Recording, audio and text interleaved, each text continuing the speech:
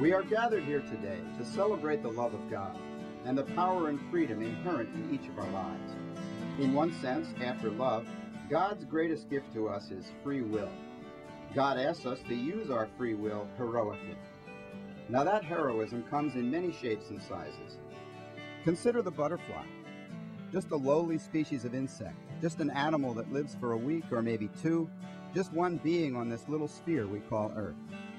The butterfly in its infinite majesty began as simply a sticky wad of chemicals enclosed in a sac that used to be a caterpillar. Those ugly insect guts didn't have a choice. The nature of the animal's DNA forced the remarkable process of metamorphosis to happen, and instead of an ugly sack of organic fluids, out emerges a living, respiring creature with colorful wings, a segmented body, and a tongue it can use to suck nectar out of flowers. A butterfly is born. It is heroic not because of how it chooses to live, but because it manages to survive. But there is another form of heroism that also succeeds against all odds, but it involves choice, the much debated human free will. And this heroism looks something like this. A brother helping a brother find a job, a husband helping a wife pursue her dreams, a mother helping her child find happiness in a zoo, a soldier bringing water to his thirsty enemy, a social worker providing comfort to the disenfranchised. Love, ladies and gentlemen. Love knows no genes nor weighs no genetic or sexual odds, nor does it obey political boundaries or distinctions of race or class. Love harbors no such greed. And so, I see this second form of heroism that extends beyond survival, and that is the power, the will, the choice, the action to love another human being. I see nothing more beautiful than this heroism. Love one another, Jesus said, as I have loved you. So you also should love one another. This is how all will know that you are my disciples, if you have love for one another. Jesus called this his greatest commandment. You might reasonably ask, where should I love and how? The whole world seems like it's suffering. We're at war in the desert, you say. Everything seems like it's spinning out of control. How can I, just one human being, an insect on the surface of this great planet, make a difference? The answer is eloquent. Each of us has license to affect one small corner of the world just by living. Always love, and you will always make a difference. Remember the butterfly and how something small and ugly can become something beautiful in its persistence, simply to live. And that was Father McAllister with his weekly Sunday sermon. Join us next week for another inspirational sermon on WRPN. Do you feel any different? Are you still alone?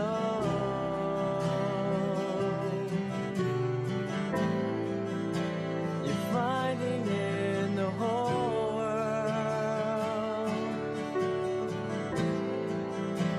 you didn't have a home. When you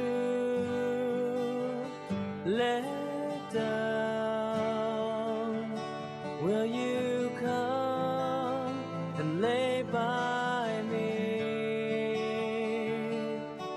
When it all falls apart in your hands, will you find there's nothing left? When you let down, will you come and lay by me? When it all falls apart in your hands, will you find there's nothing left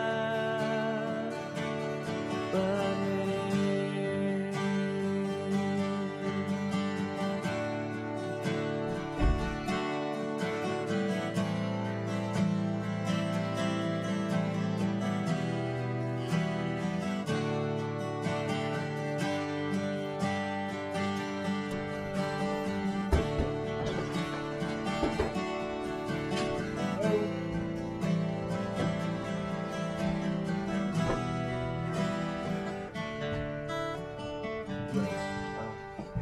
Kendall Fincher?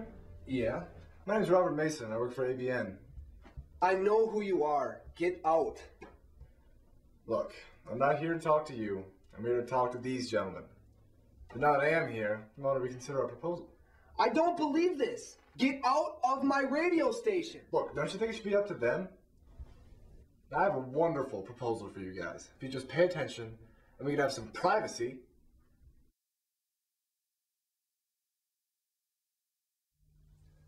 So, what I'm trying to tell you guys is basically...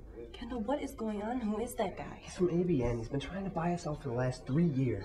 Well, isn't that a good thing? I mean, couldn't you make a lot of money on this place? Not the point. I'm not selling out. What does he want with Jake and Carl? Probably offering him jobs at ABN. He knows I can't run this station without them. Yeah. Yeah. Yeah. Yeah, I should have this closed up by tonight. Yeah. It's more of a mom and pop shop out here than we thought it was. Yeah. Yeah, I'll get back to you. Alright? Yes, sir. How's she doing?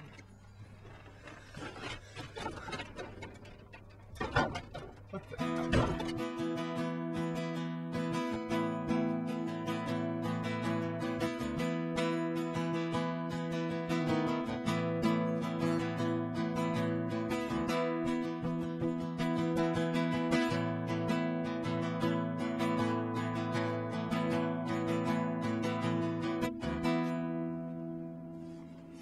Hey, that was great. I liked it. Thanks. Should we take a 10-minute break? I need some air. Yeah, sure thing.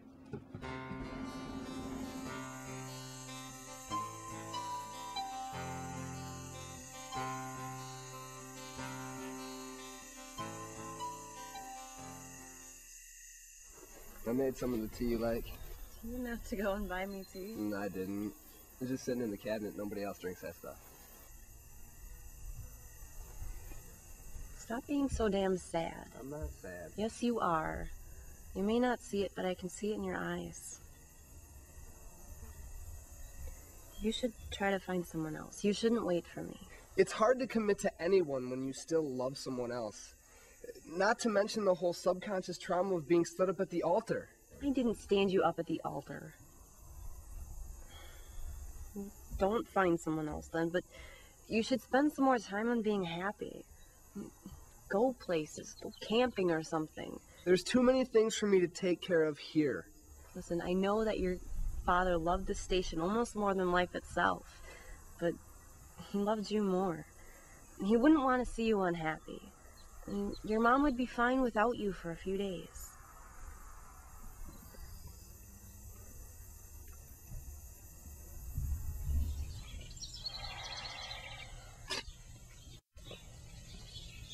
Wait, here.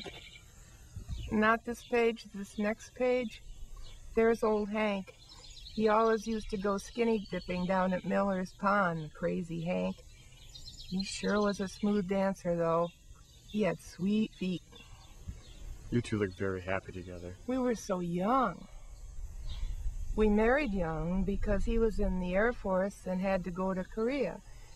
When he got back, he used to tell me that he dreamed when he was there about waltzing in the wet grass in the rain with me, and that I was so beautiful. So after that, every time it rained, he made me take off my shoes, and we'd go out and dance on the lawn. Oh, he could dance so well. It was like waltzing around the raindrops. Now, if I make it to September, I'll be 65. And that seems old to you, I guess, but what I really miss is waltzing in between the raindrops with Hank.